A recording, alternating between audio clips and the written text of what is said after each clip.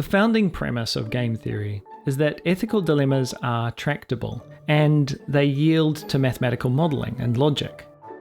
Now, game theory may take too reductionist an approach to this, and later on we'll look at the limitations of game theory in relation to the nuances of real life. But I think it's worth starting with something relatively challenging, but fundamental to this philosophical project. Asking the question, can we say anything objective and meaningful about how we ought to act in the world? Up next, it's a rant of sorts that attempts to illustrate where I come from philosophically. It's subjective. The end of the conversation? It is high time I confront a phrase that is a major obstacle to moral dialogue. The refrain, well, it's subjective. In terms of a discussion, what this means is, you have a moral view I disagree with, and although you have provided many valid points, morals are like pizza toppings, to each their own. My moral view is just as valid as yours, so there is no need to defend it or argue against yours.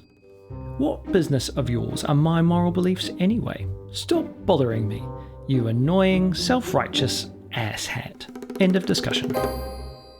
Now, as an annoying self-righteous asshat, I take umbrage with this rhetorical sleight of hand for numerous reasons, which I will enumerate now. Morality is subjective. Sort of. First of all, I recognise that moral positions concern subjective experience. If moral positions are to hold any significance, they must focus on the experiences of sentient beings, people or other creatures subject to positive or negative experiences. These subjects often have little control over the positive or negative value with which their experiences are laden.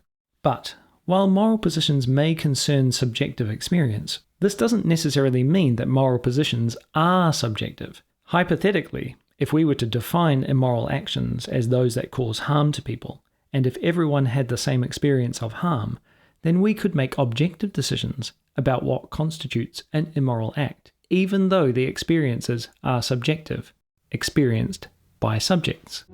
It's different for everyone. The complexity comes when we acknowledge that not everyone has exactly the same experience of pleasure or pain. When people use the phrase, it's subjective, this complexity is what they are referring to. They mean it's different for everyone, implying it is someone's personal preference as to whether they feel good or bad about a given experience. Now, I don't deny that there is some variability in our experiences of pleasure and pain, and that it's possible to do some mental gymnastics to reframe a negative experience as a positive one. I routinely try to convince myself that broccoli is tasty and that ice cream doesn't taste that great anyway. However, there are limits to how effective this can be. For instance, we don't get to choose whether being burned hurts or not, or take the standard moral tenet not to murder. It's pretty difficult to artificially reframe getting murdered as a positive experience. It's possible someone could say that they had a glorious death in battle, or that it was meant to be in some cosmic sense, but their reasoning's going to be pretty far-fetched, perhaps verging on delusional, and certainly not normative. But an issue with the position I'm putting forward, that we can in fact make objective decisions about how best to accommodate our subjective experiences, is that it's actually not well supported by the history of philosophy. In good company. It turns out those proposing that it's subjective are in good company, as many philosophers from Plato to Wittgenstein have assumed or concluded the same. Many philosophers hold that either objective reality exists, and that eventually you find ground truth in some deity, or a priori natural law, or ethereal ideal form, or otherwise objective reality doesn't exist, and everything is relative, an arbitrary whim of self-serving mercurial subjective agents. Further to this, those who believe in a metaphysical or supernatural foundation for morality will often say that anyone who says otherwise must hold a purely relativistic moral framework. Now, a relative conception of morality is one that says that there is no way of showing that one moral framework is superior to another, so justification in this case is unnecessary. Similarly, nihilistic moral frameworks propose no need for justification. What justification reveals? Let's get real. When it comes to how people justify their moral positions, if they aren't explicitly a relativist or a nihilist, they do so by making reference to consequences, and those consequences imply an understanding of well-being. When someone says that without their God, for instance, the world would be in chaos, there's an implication that chaos would be a bad thing, assumedly because it would mean a lot of harm for a lot of people. When someone believes in the goodness of a particular virtue, like generosity, they will validate it by saying it makes people happy, therefore it's good. It turns out that in rationalizing a moral view, we default to a consequentialist model of morality that holds harm to be negative and pleasure to be positive, because they are. The positive or negative value of these experiences is inescapable. If one can escape an experience, then they have to that extent not experienced it.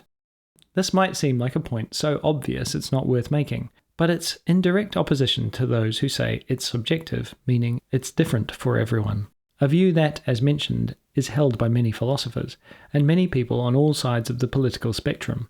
If indeed it was different for everyone, then there would be no way to make any justification for any virtuous or well-meaning act, because we would have no way of knowing that someone, for instance, wouldn't have preferred to be stabbed than to be given a wad of cash. The unit of value. What our justifications for our moral intuitions reveal is that morality is always about how one's actions affect other sentient beings, subjects. Our justifications also reveal that we have an understanding that people generally have similar negative and positive experiences over which they have very little power. I call these inescapably value-laden experiences, and I'll elaborate on these in a later episode. It turns out the foundation of morality is in line with a particular form of consequentialist philosophy, utilitarianism. While John Stuart Mill's greatest happiness principle and his harm principle are first principles of a sort, utilitarianism is not based on distant theoretical tenets, but is reflective of and derived from observable aspects of human experience. Utilitarianism seeks to broaden the moral remit from narrow self-interest and the instinctive empathy that is hardwired and necessarily biased towards your kin. This philosophical approach transcends even ethnic, religious, or nationalistic boundaries, proposing a framework relevant to global citizens. It is predicated on the well-established principle of non-zero-sum dynamics, which accumulate mutual benefits. These mutual benefits offer an approach to address David Hume's is-ought problem, where he claims you cannot derive an action you ought to do from a fact of nature, something that is. We address this is-ought problem with empirical benefits, what will happen, the consequences, informing our ethical imperatives, what we ought to do to achieve those ends. Now, cooperation and trust are valuable forms of capital that can be drawn on by individuals, meaning that this conception of morality is not solely the domain of saintly altruists, but also the more self-interested of us. Of course, there will be sadists and psychopaths that position themselves outside this shared framework, but they are by their very nature the exception and in the minority. After all, if they weren't, we never would have got this far. In my view, utilitarianism is the closest philosophy has come to reconciling moral analysis with common sense, for lack of a better term, by recognizing that moral philosophy must also be a practical philosophy that begins and ends with us.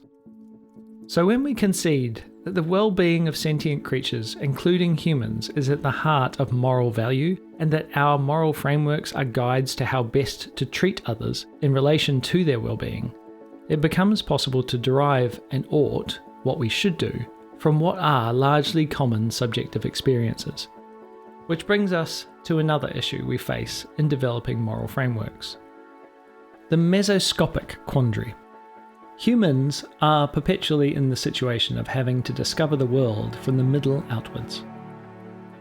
In terms of the physical world, we are somewhere in the middle of the scale range, being many orders of magnitude larger than the smallest subatomic particles which comprise the universe, and many orders of magnitude smaller than the universe itself. The same goes for time, where we sit somewhere in the middle between a distant beginning and a distant end. In the same way, we don't get to observe ourselves introspectively from the start to the end. We can only know what we know of our own development, from our vague first memories at 1 or 2 years old, maybe, until the point we are in our lives right now. This lack of grounding is unfortunate, because we are curious beings who want to know, but it is a reality. However, despite this, we have devised ways of looking from the middle outwards and triangulating perspectives of the world and ourselves through science and corroboration, mathematical extrapolations, and genuine introspection. This has yielded information that has been highly useful. It has landed us on the moon, split the atom, created artificial intelligence, and enabled us to understand the interconnectedness of the systems of which we are a part. We have managed all this using only our subjective experience of the world. To say something is subjective is not to say nothing can be learned or built from it, that it is arbitrary or a free choice. Just as with any other field of knowledge, our subjective experience of the world can be used to develop meaningful, coherent principles that can quantifiably generate more well-being in the world and avoid much unwanted harm and suffering. We all know this and operate in the world as if this were the case already. Now, we might not always act in alignment with these moral views. We might do things that we know are wrong, but that doesn't change the moral standard. That's just not living up to the moral standard. Unfortunately, though we all intuitively know that morality is about how well we treat others, many philosophical traditions and belief systems have overcomplicated the issue by adding superfluous sophistry to serve their own ends. We can define morality however we like, of course. It is only a word. We can define it as blue, or 42 if we like. But if we're having a conversation about how we can better thrive together in the world, about how we treat others, and about the positive and negative outcomes of our actions, then to my mind we are having a conversation about morality, precisely because we are talking about the consequences our actions have for the subjective experience of sentient beings. So that's it, that's my rant. And so, as we look at these moral issues, this is the position I'm coming from, that we can actually break these ideas down and come up with solutions that will actually work pragmatically.